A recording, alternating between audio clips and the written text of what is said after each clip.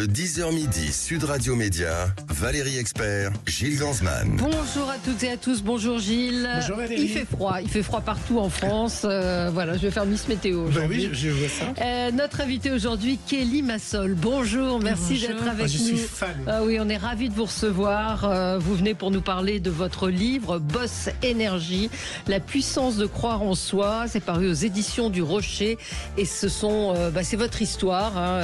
C'est votre histoire. Vous êtes la fondatrice des Secrets de Loli. C'est une réussite entrepreneuriale incroyable. C'est un parcours long, compliqué, mais qui prouve que quand on veut, on peut, et vous donner un certain nombre de clés et un certain nombre de conseils. Alors, on vous retrouve évidemment dans Qui veut être mon associé sur M6. C'est vous qui investissez le plus, je crois. Alors l'année dernière, oui, Ouais. c'était moi. Ouais. À voir pour cette année. Ça va être en février. Vous aviez investi combien l'année dernière? L'année dernière, 2,3 millions d'euros. Et ça vous a rapporté combien? Eh bien, en fait, on saura d'ici quelques années lorsque je vais sortir. D'accord. Ouais, c'est ça, parce que ce sont des investissements sur le long 3, terme. 5 ans, 8 ans. Vous allez nous raconter tout ça. Donc dans ce cas-là, en fait, vous investissez juste pour pouvoir faire une bonne affaire et sortir quelques années plus tard, c'est ça? C'est exactement le rôle d'un investisseur. C'est rentrer, parier sur quelqu'un, l'aider à l'accompagner dans la croissance et ensuite faire sa sortie et redonner les parts de capital qu'on a achetées à un prix plus bas avant. Voilà. Parce que c'est vrai que vous sortez le chic dans l'émission. Exactement. Ça revient, Gilles l'a dit, ça revient au mois de février. Et puis on vous retrouve toutes les semaines aux côtés de Félix Meunier dans la grande semaine. Vous faites partie de sa bande. C'est un nouvel exercice pour vous aussi. Pourquoi avoir dit oui? Nouvelle expérience. Et puis vous savez, un de mes modèles, c'est Oprah Winfrey. Donc je voulais savoir de l'intérieur ce que c'est d'avoir un talk show. Vous aimeriez avoir un talk show? Oui, Oui, pourquoi c'est pas. ça, c'est Ouais. votre... Ouais, c'est sur ma to-do list, sur ma goal list. Ah Ouais. d'accord, de la goal list, c'est-à-dire Exactement. l'objectif, c'est et quel type de talk show? Alors plutôt quelque chose où effectivement on parle de tout on parle de tout, on parle de la vraie vie, on parle quelque chose d'assez intimiste, un petit peu comme Whoopi Oprah, Goldberg, ouais. Oprah et Whoopi Goldberg a aux États-Unis. Donc oui, ce sont des modèles talk show très à l'américaine pour moi. Qu'est-ce qui vous plaît chez Oprah Winfrey? Ce qui me plaît, c'est sa résilience. Finalement, elle a commencé. Je vous rappelle qu'elle a été violée par son oncle, qu'elle a eu un enfant illégitime là-dessus, mort-né, etc., etc. Et malgré ça, elle a réussi à faire éteindre cette part d'ombre qui aurait pu naître en elle pour faire des choses absolument incroyables et apporter de l'espoir à beaucoup, beaucoup de personnes. Alors, on va parler évidemment de votre livre, La puissance de croire en soi. Vous avez cru en vous, ça n'a pas toujours été facile, mais vous allez nous raconter comment. Puis on va laisser les auditeurs découvrir ce chemin, mais pour l'instant, c'est le zapping. Sud Radio Média, l'instant zapping. Et oui, chaque jour depuis 8 ans, on fait un zapping d'actualité qui est dit. Pour ouvrir la caverne d'Ali Baba, Ali Baba doit prononcer un bon mot de passe. Vous le savez, ça Valérie, vous connaissez Ali Baba. Il doit dire Sésame, ouvre-toi. Et ben c'est un peu la même chose pour François Bayrou, qui doit trouver le bon mot de passe pour ouvrir la caverne de la non-censure. Un mot de passe lié à la réforme des retraites, évidemment. Petite compilation par quotidien du mot magique qu'on veut entendre cet après-midi dans son discours à l'Assemblée nationale. Au cœur des tractations, la suspension de la réforme des retraites. Est-ce que vous attendez dans sa bouche le mot suspension? Suspendre, trouver un autre mot qui est un synonyme de suspendre. Faut-il l'abroger, la suspendre, la geler? Tout se jouera sur les mots. Abrogation, suspension, suppression. Bayrou cherche le bon mot, titré BFM ce matin. Ça paraît fou, mais sa survie politique et celle de son gouvernement ne tient qu'à un seul mot. Le PS a sa préférence. Quel mot vous voulez entendre dans la bouche de François Bayrou mardi pour ne pas le censurer 2 jours plus tard? Un mot très simple, suspension. Ben voilà. C'est le Sésame, ouvre-toi pour le gouvernement. Vous regardez quoi à la télé? Vous regardez les chaînes d'infos? Vous vous intéressez à l'actualité? Un petit peu, oui, hier soir. Une fois par semaine, j'essaie de me mettre à jour parce que y a la boîte à faire tourner, mais c'est surtout que en ce moment, il y a un tel brouhaha que j'aime pas être polluée. Qu'est-ce que vous regardez à la télé? À la télé, bien sûr, je regarde les émissions du groupe M6, mais au-delà de ça, hier soir, j'étais sur BFM. J'étais très intéressée par ce qui est en train de se passer. Par les débats politiques. Et j'imagine que vous avez vu aussi cet extrait à l'occasion de l'audition du ministre des Outre-mer, Manuel Valls, à l'Assemblée nationale.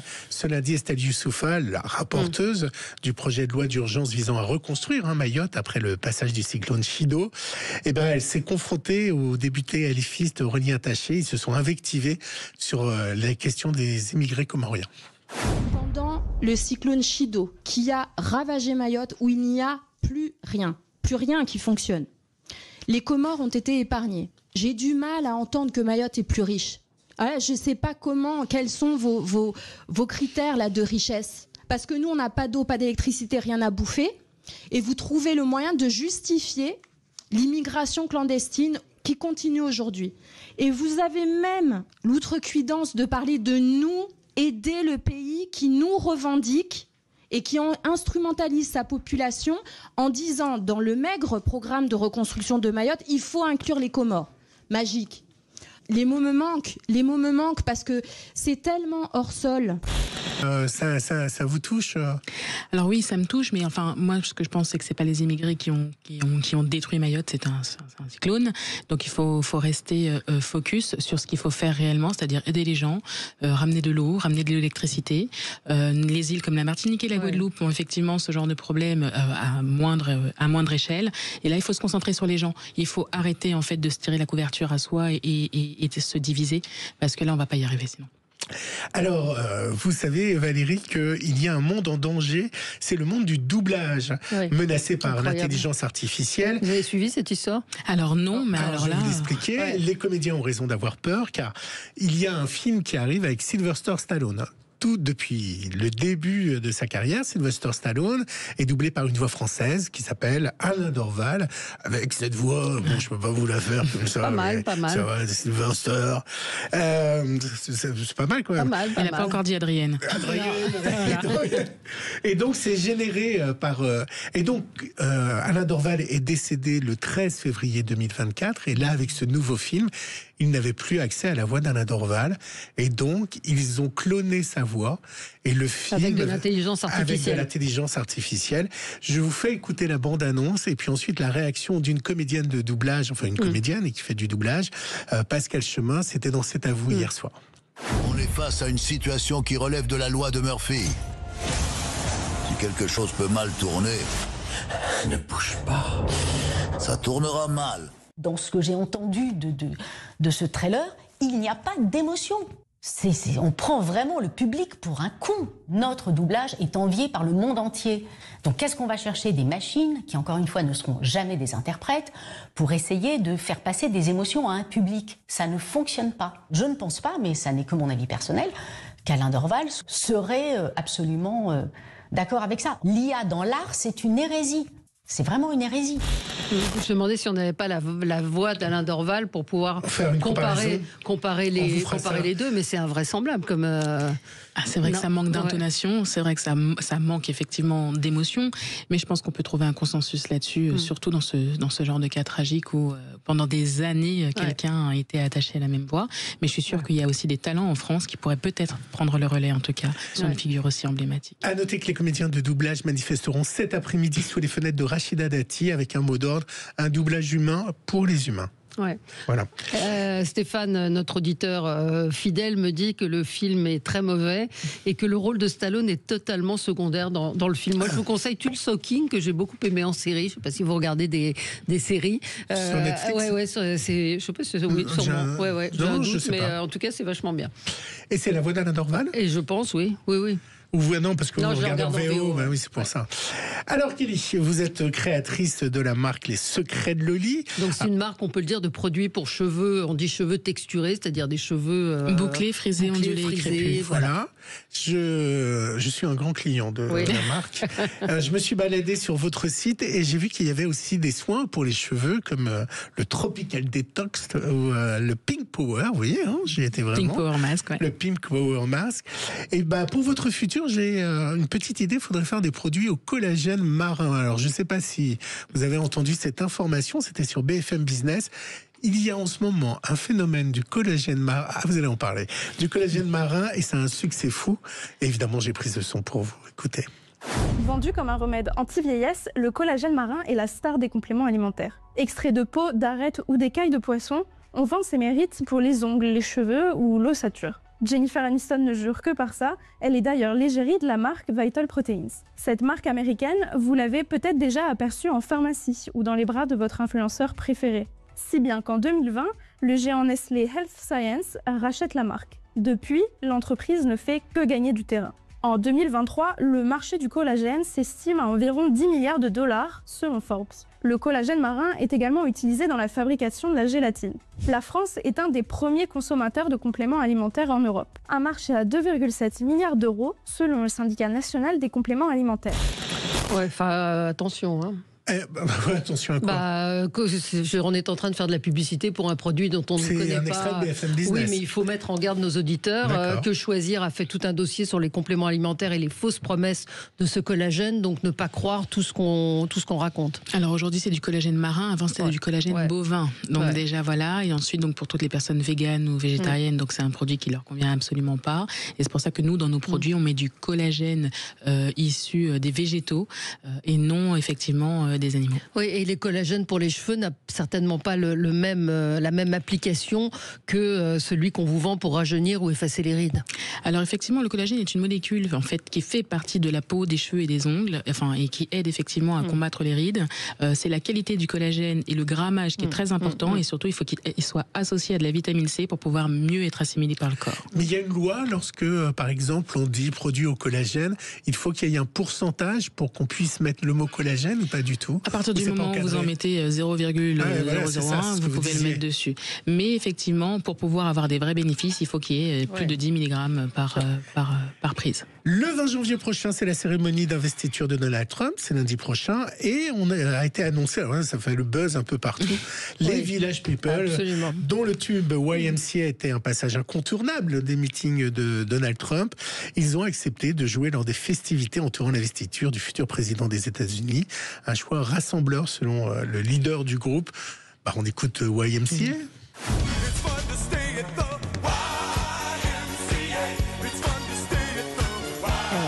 Je crois qu'on en est au 30e casting. Évidemment, ce ne sont pas les YMCA du début. Je crois qu'il y a eu... c'est le chanteur original, bien sûr que non. Mais bien sûr que non. On en est... Mais Gilles... Non, ça a changé. Ça a changé. Enfin, ça date de 70, je sais pas quelle année. J'ai vu l'interview de Willy. Oui, non, on en est, je crois j'avais lu 25 différents interprètes. Stéphane et Gilles me disent que Alain Dorval n'a fait que la voix du Tulsa King 1. Pour pointer nos auditeurs. Et voilà. Et Stéphane toujours et Anna nous disent que la jeune marron, attention, ceux qui ont des problèmes de thyroïde, cette histoire est une arnaque, nous dit Stéphane, le corps ne peut pas l'assimiler à plus de 0,1%. Voilà. C'était les remarques de nos auditeurs. Mais on est ravis pour les Village People. Vous ne faites pas le... À mon avis, ils en prennent du collagène pour être encore là. Oui, absolument. Allez, à tout de suite avec Kelly Massol pour parler de cette incroyable histoire qu'est la vôtre et de ce phénoménal succès. À tout de suite. Le 10h midi, Sud Radio Média, Valérie Expert, Gilles Gansman. Sud Radio Média, l'invité du jour. L'invité du jour, c'est Kelly Massol. Kelly Massol, on vous retrouve évidemment, on vous a connu à la télévision dans l'émission Qui veut être mon associé sur M6. Ça recommence en février. On vous retrouve désormais également dans la grande semaine, tous les samedis à 17h30 sur M6. Et vous venez pour nous parler un petit peu de cette réussite phénoménale qui est la vôtre. On peut parler de véritables phénomènes. Boss Énergie, la puissance de croire en soi qui paraît aux éditions du Rocher. Donc vous avez fondé la société Les Secrets de Loli. Alors, c'est une chose que je faisais au début de l'émission. Je tapais le nom de la personne sur Google pour voir ce qui sortait. Donc, il y a Kelly Massol Origine. Donc là, on l'a dit. Martinique, mariage. Vous êtes mariés? Alors là, récemment, oui. C'est vrai que... Après, il y a Les Secrets de Loli. Donc, il y a une vraie curiosité. Biographie. Donc, ça, c'est bon pour les éditions du Rocher. Fortune. Oui, aussi. Fortune aussi. Donc, vous nous dites à combien elle est estimée ou votre chiffre d'affaires? Alors notre chiffre d'affaires est estimé à plus de 25 millions d'euros encore l'année dernière. Donc on a 30% de croissance en moyenne chaque année. Donc voilà. Quand vous investissez, c'est une question d'un auditeur, vous investissez sur vos fonds propres? Exactement. Ou à partir de la société? Uniquement les fonds propres. Les fonds propres. Après il y a marque, livre, mari, Instagram, etc. Voilà. Mais en tout cas, tout le monde veut savoir la tête de mon mari. Voilà. Comment vous expliquez que vous partez du bas de l'échelle, vous le racontez dans votre livre, et que vous avez cette rage intérieure, mais tout le monde n'a pas cette force de lutter contre le destin qui au début n'est pas positif pour vous? En fait, peut-être parce que en fait, il y a beaucoup de gens qui se réfèrent aussi à Dieu en se disant Dieu m'aidera ou autre, et en fait, on n'est jamais mieux servi que par soi-même. Et la seule personne que je connais sur qui je pouvais compter, c'était moi. Ouais. Moi, mon oncle qui est parti et ma grand-mère aussi. Ouais. Donc en fait, au bout d'un moment, vous n'avez pas le choix. Vous pouvez que compter en vous et croire en vous. Alors vous avez un passage et des passages incroyables. À un moment, vous avez fait du télémarketing chez Téléperformance. Téléphone rose. Le téléphone rose. De la voyance. De la voyance. Et vous n'êtes pas voyante? Absolument pas. Alors vous faisiez comment au téléphone? C'est beaucoup le ressenti par rapport à... Et puis souvent, les gens, c'est un miroir. Vous savez, ils veulent entendre quelque chose et donc vous leur posez les questions, ils ont des doutes sur quelque chose. Je me rappellerai toujours d'un mec qui trompait sa nana, qui était persuadé qu'elle le trompait, et en fait, au bout d'un moment, il a fini par me dire qu'il la trompait, et j'ai réussi, elle ne le sait pas, cette dame, elle a sauvé, à faire en sorte qu'il se sépare d'elle et qu'il arrête. Et là, vous culpabilisez pas? Ah non, absolument pas. Dépense de l'argent et pour le téléphone rose, oui. Pour le téléphone rose, oui. Quand vous avez des gens qui sont éperdument, entre guillemets, épris, épris, mais vous essayez de leur donner des conseils. Même, je me rappelle, je lui disais arrête d'appeler, etc., etc. Mais il y a des gens qui étaient accros à ça. Hein. Il y a des gens qui étaient accros, surtout en Suisse. J'ai une vision des Suisses, malheureusement, maintenant, qui a été un peu altérée. C'est vrai. Ok, oui. Et alors, celui qui a fait fortune au départ dans le Minitel, en tout cas, c'est quelqu'un que vous admirez. Vous en parlez beaucoup dans le livre. C'est Xavier Niel. Vous parlez de sa réussite. C'est un modèle, en fait, chez vous, Xavier Niel. C'est un modèle, c'est exactement ça. C'est quelqu'un qui a fait avec de la débrouillardise, qui a su être fin, et qui a su toujours rebondir, et surtout il a su disrupter un marché comme j'ai disrupté avec Secret de Loli. C'est ça. Alors les Secrets de Loli, c'est ce qui est intéressant dans le livre, c'est de voir le parcours, en fait, la progression. Vous le racontez assez bien, que vous allez sur des forums, vous regardez, vous faites livrer des produits. Donc vous aviez cette fibre entrepreneuriale en vous, peut-être. Beaucoup de curiosité, je pense. Oui, c'est ça. Curiosité. Oui, mais quand même, il fallait. Et alors vous avez cette phrase, vous dites, il ne faut pas avoir peur de perdre, en fait, quand on veut réussir. Oui, et puis surtout quand vous n'avez pas grand-chose, finalement. Oui, mais il y a quand même quelqu'un qui va vous aider, qui vous dit fais un emprunt de 100 000 € et qui va vous livrer 100 000 € de produits. Vous allez laisser ces 100 000 € en banque. Et du coup, vous n'allez jamais y toucher grâce à ces produits et à la vente. J'ai même pas fait d'emprunt. Il m'a fait un chèque en blanc. Ah oui, c'est ça. Il m'a fait un chèque en blanc, c'est-à-dire que tant que ta dette n'est pas à 100 000 €, tu n'as pas besoin de la rembourser pour l'instant. Et donc, à partir du moment où on dépassait, c'est à ce moment-là qu'il fallait faire des versements pour rembourser. Et ça a été effectivement un pied à l'étrier qui a été incroyable, parce qu'en France, le problème, c'est le stock et le fonds de roulement. Le besoin en BFR, et donc en fait ça m'a aidé. Il a fait le travail que la banque n'a pas fait. Vous pensez que les banques, elles ne sont pas en France assez pour aider les entrepreneurs? Alors maintenant, j'ai des très bonnes relations avec mes banquiers, mais je pense que quand on veut se lancer, c'était très difficile. Et mis à part la BPI, c'est vrai que les banques classiques, c'est beaucoup plus dur de rentrer dans un cadre. Quand M6 vous a proposé l'émission, il y a tout un chapitre qui est consacré à l'émission. Vous avez dit oui tout de suite? Alors c'est pas M6 qui m'a proposé l'émission, c'est moi qui suis allée chercher l'émission. On m'a dit non, et j'ai dit et puis finalement ils m'ont rappelé. Est-ce que vous aviez vu évidemment la version française, parce que vous êtes arrivé après les premières saisons, mais est-ce que vous avez vu, le titre il est beaucoup plus fort, Shark, ça veut dire requin, c'est beaucoup plus violent en Angleterre et aux États-Unis. Vous l'aviez vu cette version américaine et autres? Oui, totalement. Parce que moi je trouve que vous vous rapprochez dans la façon de faire beaucoup plus que les Américains, que la version française. Moi je trouve que vous pourriez être dans le Shark anglais ou dans le Shark américain. Mais M6, ça serait votre rêve d'aller... Oui, bien sûr, mais M6 a fait quand même quelque chose d'incroyable, c'est-à-dire que je suis la seule femme noire de la franchise France et internationale. Donc c'est-à-dire que même aux US, donc pour représenter la diversité. Et de l'autre côté, ce qui est intéressant quand même, c'est en France on veut le faire dans la bienveillance, mais c'est vrai que je suis venue un petit peu emmerder mes collègues masculins. Vous avez été les titiller sur leur terrain de jeu, et surtout montrer qu'en France on peut être une femme noire, faire du XXL, s'habiller en rose, et puis être une businesswoman. Alors il y a une question sur les investissements dans l'émission. Est-ce qu'il y a des gens qui se sont plantés? Est-ce qu'il y a des produits qui n'ont pas fonctionné à votre connaissance? Ma connaissance, c'est trop tôt pour le dire. Pour combien de temps après, ça doit dépendre des produits. Il faut au moins 2 ans ou 3 ans pour voir. Et puis, il y en a à l'inverse. Et vous voyez, c'est là où on voit toujours le verre à moitié vide. À l'inverse, il y a des marques qui ont déjà cartonné. Ah oui. Et on pense à Dijon, on pense à... Dijon, c'était quoi? Dijon, c'était des compléments alimentaires pour le microbiote. Quand on est dans les affaires, on n'a aucun sentiment? Non, c'est faux. Enfin, c'est ce que je pensais. Et en fait, moi, j'ai mis plein de sentiments. Ça dégueule, ça déborde de sentiments. Et c'est pour ça que c'est une aventure qui est incroyable. C'est pour ça que, finalement, tu finis par partir en vacances avec ton banquier, à passer ta vie au téléphone avec ton avocate et à envoyer des petits cœurs à ta PDG, tu vois, à ta directrice générale. Qu'est-ce que ça a changé dans votre vie, pardon?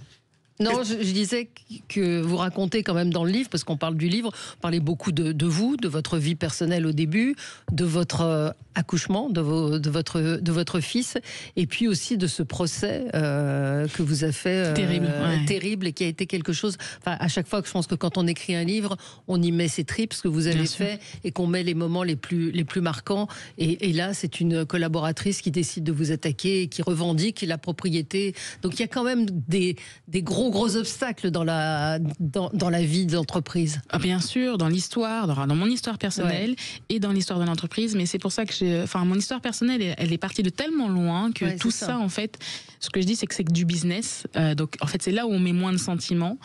Et si la vie ne m'a pas brisé, c'est pas du business qui va me briser. Donc, au bout d'un moment, on peut qu'avancer comme ça. Ouais. Est-ce que votre ambition, c'est quoi maintenant? Quel est le Graal? Au-delà d'aller faire Shark aux États-Unis. Je pense que je voudrais que ce soit une entreprise qui soit en fait valorisée 1 milliard. Ah d'accord. Internationale et qui se transmette. Alors si elle se transmet pas à mes fils, elle se transmettra à d'autres personnes. Mais en fait, je veux qu'elle reste là et qu'elle accompagne les femmes au quotidien dans tous les pans de leur vie. Donc aujourd'hui, effectivement, on a du 18-44 ans, mais je veux accompagner les femmes sur toute leur vie, que ce soit la maternité, la grossesse, la ménopause. Parce qu'elles sont des époques différentes pour les femmes. Exactement. Le corps. Et puis les femmes, les clients ont grandi avec moi, celles qui ont démarré avec moi, et donc on s'est retrouvés à être mère. Donc là, je suis de postpartum, et puis les enfants, et donc gérer les cheveux des enfants, etc., etc. Vous avez parlé évidemment du fait d'être dans cette émission. Est-ce que vous avez parlé dans l'émission de l'année dernière, vous avez parlé de votre poids parce qu'il y a eu quelqu'un qui est venu qui vous a beaucoup ému. On a un point commun à ce sujet. Est-ce que ça a été compliqué de voir son image à la télévision? Non, c'est fini ça. C'est fini. Vous savez, j'ai eu un anneau qui n'a pas fonctionné. Ensuite, j'ai eu un bypass qui a fonctionné. J'ai perdu 50 kilos, j'en ai repris 20 après les grossesses. Mais en fait, j'ai fait la paix avec moi-même. Et je trouve qu'à 41 ans, j'ai jamais été aussi bonne que maintenant. Elle est bonne, la meuf. Voilà. C'est bien. Puis c'est bien de le dire. Et c'est bien de l'assumer. Gilles posait la question tout à l'heure. Qu'est-ce que ça a changé dans votre vie quand vous avez commencé à voir que vous aviez ce succès? Je lis encore en 4e de couverture, il y a marqué multimillionnaire. Hein. Oui, c'est vrai, c'est vrai. Je fais partie des 0,1%. Vous avez acheté quoi en premier? Qu'est-ce que vous vous êtes offert en premier? C'est Gilles qui pose la question en général. Oui, mais là, je voulais savoir. C'est vrai, qu'est-ce que j'ai acheté en premier? En fait, j'ai pas acheté de voiture. Non, mais j'ai fait un voyage sur un yacht privé que je raconte. Oui, vous racontez, c'est pour ça. Et donc ça a été une petite claque pour me remettre les pieds bien sur terre. Alors, votre grosse déception dans le livre, faut absolument c'est pour le ça, lire. Parce qu'on ne veut pas trop raconter, parce que c'est vraiment... C'est les influenceurs. À un moment, durant le Covid, vous vous dites, je suis un peu coincé pour la pub et autres. Et là, vous tombez sur des influenceurs et en fait, ils vont faire aucune vente. En fait, ça dépend. Il y a des petites micro-influenceuses avec lesquelles on travaille toujours, qui sont devenues des grandes influenceuses, qui, elles, faisaient vraiment le job. Et puis, effectivement, il y en a eu des plus grandes qui avaient déjà pas mal de followers et qui finalement prenaient pas ça au sérieux. Mais pour ma toute petite entreprise, ce budget qui était consacré, c'était entre guillemets ma vie, quoi. Oui. Donc c'est vrai que elles y mettaient pas forcément le cœur. Moi, je me rappellerai toujours d'un calendrier de l'Avent qu'on avait payé plus de 10 000 €. Et en fait, la fille, c'était entre les produits pour le visage et le dentifrice ou le dernier. Et donc c'est vrai que Voilà. Donc c'est pour ça que je fais beaucoup de micro-influence et qu'on est très connu pour ça. Est-ce que ça ne dévalorise pas vos produits d'être présentés par des influenceurs auxquels on ne donne pas forcément une crédibilité? Non, parce qu'on n'a jamais fait de la grosse influence, justement. Toutes les influenceurs auxquels vous pensez, c'est très ciblé. C'est vraiment des gens qui nous ressemblent. Il y a un chapitre important à lire sur la loi contre la discrimination capillaire. Et puis vous donnez des conseils également à la fin à ceux qui... C'est très dur d'écrire ce livre. Oui. Parce que c'était entre l'autobiographie, les conseils entrepreneuriaux, l'estime de soi, les combats, donc laisser une trace aussi de ce qui s'est passé et de ma vraie histoire. Et à la fois, je voulais absolument pas que ce soit les 10 leçons pour entreprendre, mindset positif. Non, mais c'est ça qui est intéressant parce qu'il y a le parcours avec ce que ça comporte dans la vie, et la réalité et la réalité de quelqu'un qui n'est pas au départ destiné. Oui, puis je raconte des choses qui me mettent pas forcément en avant. Non, il y a des choses pas faciles. Vous êtes aujourd'hui dans le top 5 des marques les plus vendues chez Monoprix, comme en pharmacie, et chez Sephora, vous êtes entré dans le top 10 directement. Ouais. Bravo. On a des clientes incroyables, on a une profondeur de marché qui est incroyable aussi. 6 personnes sur 10 dans le monde n'a pas les cheveux raides, et moi j'ai pu l'identifier juste avec un ressenti, alors qu'il y a des grands groupes qui eux ont des outils. Et c'est comme ça que je fonctionne, c'est comme ça que je fonctionne pour chaque produit à l'instinct. Et donc c'est comme ça que je me jette aussi dans le monde de la télé à l'instinct. Kelly Massol, donc Boss Énergie, je rappelle votre marque Les Secrets de Lely, la puissance de croire en soi, mais c'est bien plus que ça, vous avez raison de le dire, ça paraît aux éditions du Rocher, c'est pas un guide, un énième guide de comment entreprendre. C'est la vraie vie, c'est votre parcours. On vous retrouve tous les samedis. Énergie si vous rachetez Sud Radio. Voilà, tous les samedis, 17h30, la grande semaine. Et puis qui veut être mon associé, on a hâte début février. Merci à vous. Et nous, on se retrouve pour parler de la nouvelle numérotation des chaînes. Attention, tout va changer. Merci à vous, Kelly Massol. Merci. Le 10h midi, Sud Radio Média, Valérie Expert, Gilles Gansman.